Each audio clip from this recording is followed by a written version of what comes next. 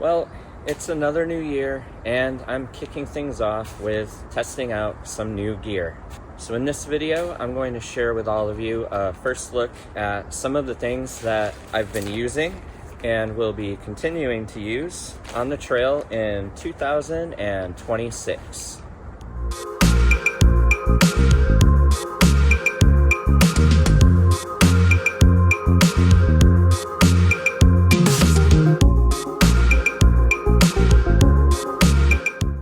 Hey everyone, Matt here with Reach Your Summit. Thank you so much for joining me. I hope that your new year has been off to a great start and that you've all been able to get out and enjoy some time on the trails. Last year, at the beginning of the year, I shared a video on the channel going over some new gear that I was using for 2025, and it was so well received that I thought it would be fun to put together another video to kickstart this year with some gear that I'm currently using and going to be continuing to use throughout the year. A lot of the gear that I'm going to share in this video is gear that I personally made. Last year was the beginning of my MYOG journey, or making my own gear, and I've been continuing to grow with it and really enjoying doing so.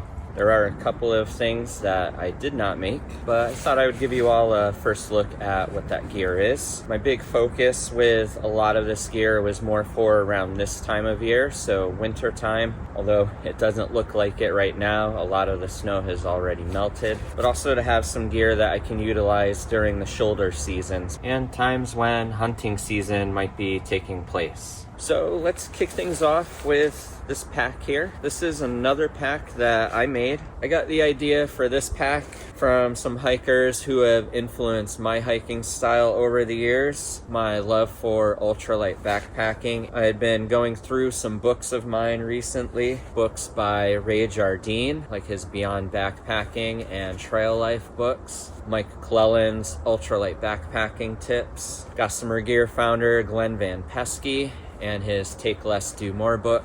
All of them have been influential on my backpacking style over the years, but also with my appreciation for minimalism and simplicity, and a book that I've been reading called Goodbye Things by Fumio Sasaki, and also a hint of influence from the Go Light Breeze. That's what led me to this. So I drew up the pattern, I cut the fabrics, I sewed and pieced everything together. It's made up of a hybrid of different materials. This is a roll top style frameless hip beltless pack. So this is not a pack that I'm going to use all of the time in the winter, though that was also an influence of mine with some of my choices in putting this pack together. I wanted great visibility for during the winter months, but also during hunting season. So this would make for a great pack for through hiking, say the Rhode Island North-South Trail or the Florida Trail.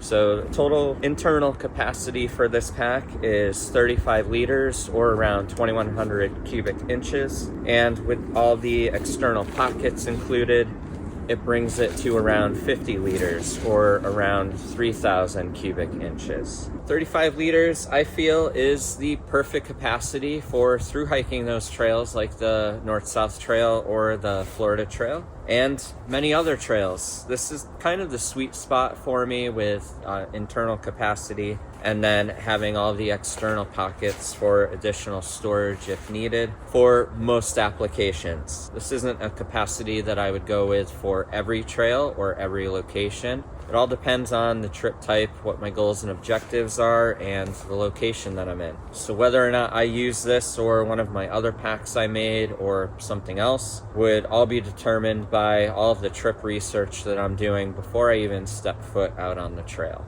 And total weight on my scale is 9.8 ounces, or 277.8 grams. If you saw this pack in some of my posts that I shared on social media, I had thrown it on the scale, and for some reason it came up at 14 ounces. I was still pretty happy with that, though I was a little surprised just because of some of the fabrics that I chose for this pack. I didn't really think anything of it, and then after recalibrating my scale, double checking it with a couple of other items, I then weighed this again, and it was a lot more accurate. So 9.8 ounces, not 14 ounces. Naturally, since I'm more of an ultralight backpacker, I am pretty happy with a sub 10 ounce pack. I'm 5'10" with a close to 19-inch torso, so I built this pack to fit my torso specifically and to also allow me to access the bottle pockets and bottom pocket and everything throughout the day, so I can continue hiking and not need to stop frequently to take the pack off. So the main body of this pack is a really nice blaze orange, as I shared, for having that high visibility during times of year or on trails where it might either be required or something that I might just want to have. I didn't have an ultralight pack that was a really bright color, so that was one of the reasons why I chose this color. The fabric is a 70 denier ripstop nylon. This is very similar to what I think Ray Jardine had used in a lot of his packs he developed in the past. This is going to be a delicate fabric. This is probably the thinnest and lightest fabric that I would personally go with for a pack body. The back of the pack here, I went with a slightly thicker, more robust 100 denier Robic ripstop nylon. Just because it's going to be up against my back, I want to have that extra abrasion resistance and a little bit of extra durability. This pack is not waterproof. It is water resistant, so if I'm going to be hiking on a trail that's very wet,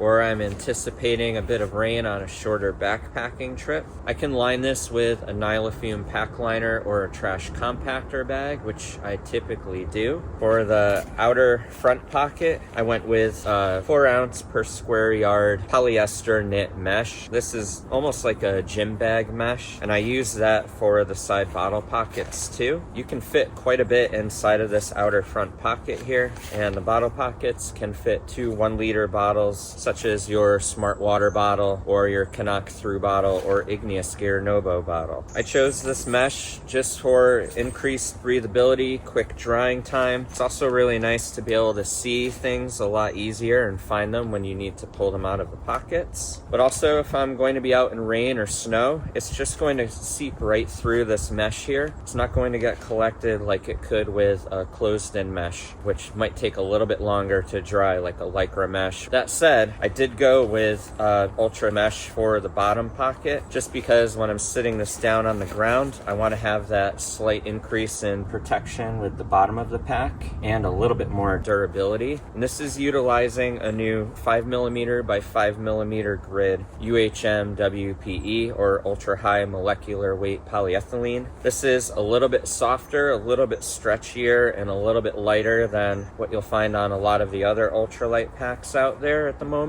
And I picked this fabric up from Ripstop by the Roll. I've been really enjoying it, and they offer it in other colors, so I picked it up in a tan and a couple of others. So I have a nice side entry here for quick access to items throughout the day and snacks, because snacks are life out on the trail. And then I have a trash port along the back, so I can store my wrappers inside of there and keep them separate from everything else, so it's not blocking access to things that I might want to get at throughout the day. I also went with that same mesh for some shoulder strap pockets, and these can easily store my phone or small items that I might want to have at the ready throughout the day, like lip balm or sunblock.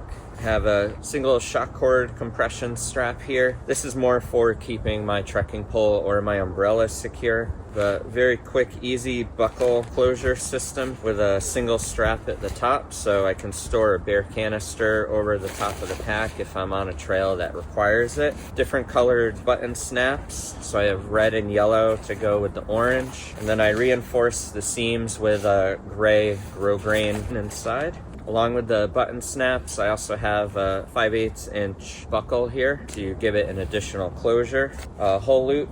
I have a sternum strap here that is removable but also adjustable throughout the length of the pockets here. And then the shoulder straps are made out of a 3D mesh with some of that reinforced 100 denier Robic ripstop nylon for the outer. And this is a slightly thinner foam than what a lot of the other packs have that I use. I've been really enjoying it so far. It does distribute the weight really well. It's nice and comfortable and wide. I found it to dry pretty quickly if it does get damp or wet.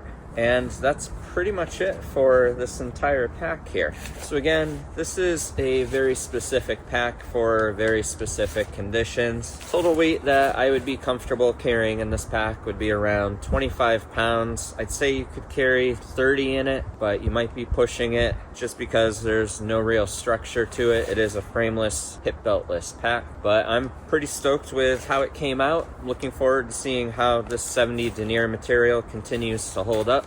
And I'm happy that I have a frameless, ultralight, hip beltless pack that's in a brighter color for the times when I might want that, but that also has all of the features that I personally like for my packs out on the trail. Very simple and streamlined, clean design. So next, I have a fleece here. This is a project that I had mentioned in some of my videos last year on the channel that I had in mind, and this is the final result. It's just a simple pullover with some button snaps to seal it up at the top. So I took my measurements, drew up the pattern for this, cut the fabric out, and pieced it all together. I'm really happy with how this came out. This is my first fleece that I made.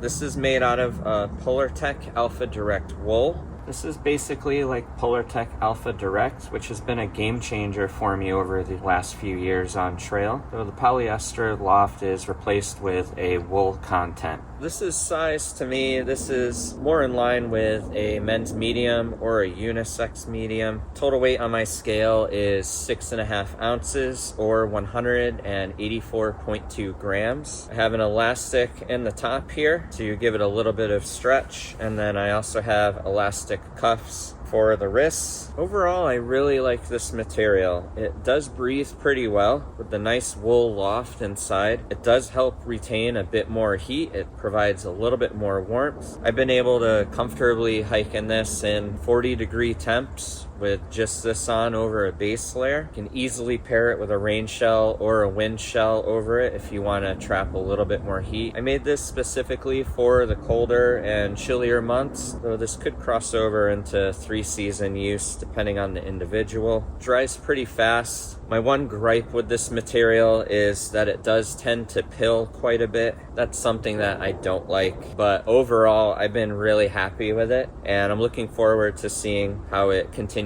to hold up with this specific type of application. So another piece of gear here that I made is out of that same material. These are full finger gloves, so I drew a pattern out for this, cut everything, and sewed it together. Very similar to the fleece that I made. These are very warm. I can wear a nice waterproof breathable mitt over this and have a nice layering system. Great for chilly mornings. Again, the wool is going to provide antimicrobial properties just like with the fleece, and this will also dry fast and wick really well. Really happy with how these came out too. I went a little bit longer with like a gauntlet style, so that way I can fit the glove under my sleeve a little bit easier and not have any cold drafts or cold spots. Total weight on my scale for the pair of gloves is 0.8 ounces or 22.6 grams. And I'm looking forward to continuing to use these in the winter time, but also on trips and trails where it might be a little bit chillier in the morning at camp when I'm packing up, just to have a nice warm layer for my hands. Lastly, with the Polartec Alpha Direct wool, I also made a beanie, but I made this in the reverse way of what I did with the fleece and the gloves. So all of the loft is on the outside. My main reasoning with that is because this isn't going to come into contact with anything really. My gloves are going to, my fleece is going to with my pack. So I don't have to worry about abrasion as much with the beanie as I would with those other two items. Same characteristics as the gloves and the fleece that I made, just because it's the same exact material. Total weight on my scale for this beanie is 1 ounce or 28 grams. Nice for camp, nice for chilly mornings. I've been really enjoying this on winter hikes and winter backpacking trips. Looking forward to continuing to use this and seeing how this loft holds up since it's a lot more exposed. So that's it for the gear that I recently made. I have a lot of other projects coming up with things that I'm looking forward to sewing. So if you want to see what those pieces of gear are, subscribe to the channel, hit the notification bell. I'll be putting another video up on some of that other stuff throughout the year. But now let's get into some other new gear that I've been using out on the trail. Starting with some leggings. So these are the new Senchi Designs Mori leggings. These are made out of a new material from Japan. I believe Teijin is the company that they're utilizing the fabric from. This is similar to Polartec Alpha Direct and Octa Fleece. It has a lower loft than Alpha Direct will, or the Alpha Direct wool that I shared with some of the gear that I made. It helps with warmth retention. These dry very fast. They have a good amount of mobility. I've really been enjoying them so far. So I've been wearing these with a pair of soft shell pants or some very thin wind pants on over it. And I find them to be very comfortable and very warm. These are medium. Total weight on my scale for the medium is 4 ounces or 113.3 grams. And these come in around $125. These leggings also come with a really nice mesh storage bag, but also a bag that you can use when you're putting these in the laundry. It'll help protect the material. It'll also help reduce the likelihood of any of the loft from getting into the water system. I'm stoked to have these, and I'm looking forward to using them a lot more in the future. The final clothing item for this video is what I have on. I got this more for an everyday jacket for around town, but it's also been great as an active layer in really cold conditions. So I've worn it on a few trips where it's been super cold. I found it to work really well. This is the Enlightened Equipment Outcast jacket, basically a more robust Torrid jacket with a couple of slight different features. As you know, the Torrid is one of my favorite synthetic puffy jackets. I've used it for several years now on many backpacking trips and on some through hikes. It's just nice and light, very simple, and that's what this jacket is too. This is a medium. I also wear a medium in the Torrid jacket, and I'm 5'10" and around 160 pounds. Total weight on my scale for this hooded jacket is 12 ounces or 340.2 grams. Total cost for the Outcast jacket is $240. Uses a thicker 30 denier fabric, but it has a really nice fleece wind block panels on the sides for increased breathability compared to what you would get with the Torrid. You're not going to have a lot of breathability with that jacket. So this breathes really well. It's nice and soft and warm. The materials that they choose for this jacket also feel nice and soft. It has hand pockets, full length zipper. Because this has the fleece panels, there's a bit of stretch to it, but there's no toggles at the bottom to cinch it down, though there is a little bit of a drop tail on the back. It has a nice hood that you can cinch down a bit, and I really like the wrist cuffs too. They're made out of a stretchy material too, and overall it's just a great comfortable jacket. Is it one that I'm going to use on all backpacking trips? Probably not, just because, again, I really like the Torrid. Or if I want to go even lighter, I might go with a lightweight down jacket that's filled with, say, 1,000 fill power down. But again, as I shared, I bought this more just as an everyday jacket around town. But since I have also used it on hikes and backpacking trips, I just wanted to share this with all of you, in case you were wondering a little bit more about this jacket. 2 more pieces of gear for this video.